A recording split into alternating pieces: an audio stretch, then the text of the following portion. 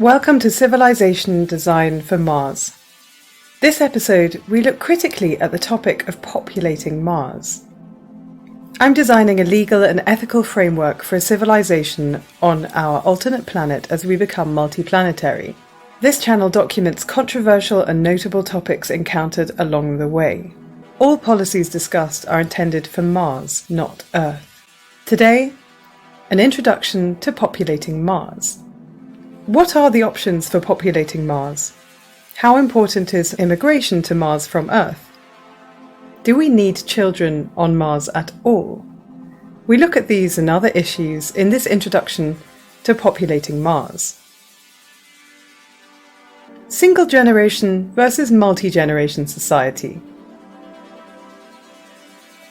The Mars mission could seek for humans to arrive and exist for just one human lifetime, or slightly less because the first years of those lives would necessarily be spent on Earth.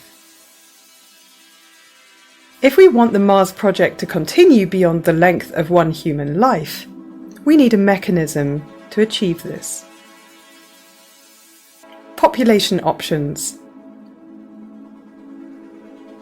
Our current options for populating Mars are human reproduction or immigration from Earth.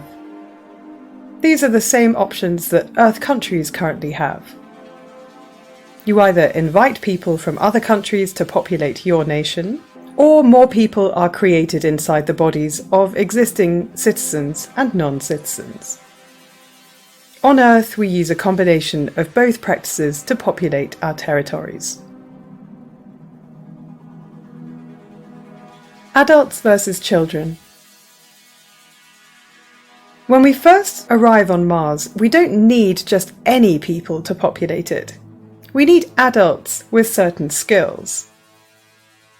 Infrastructure builders, engineers, project managers, astronauts, specialist scientists attempting to solve biological, chemical, and physical problems in a highly hostile environment.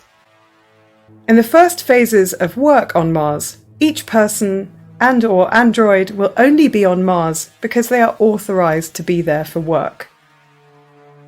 This has similarities with work and research stations in hostile environments on Earth like oil rigs at sea, construction sites, submarines, and polar research stations.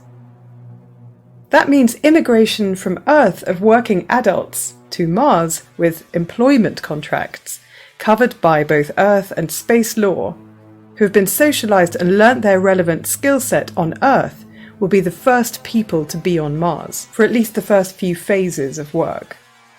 Much as children are not allowed to live or be on construction sites on Earth, children do not have a role to play in the early phases of development on Mars.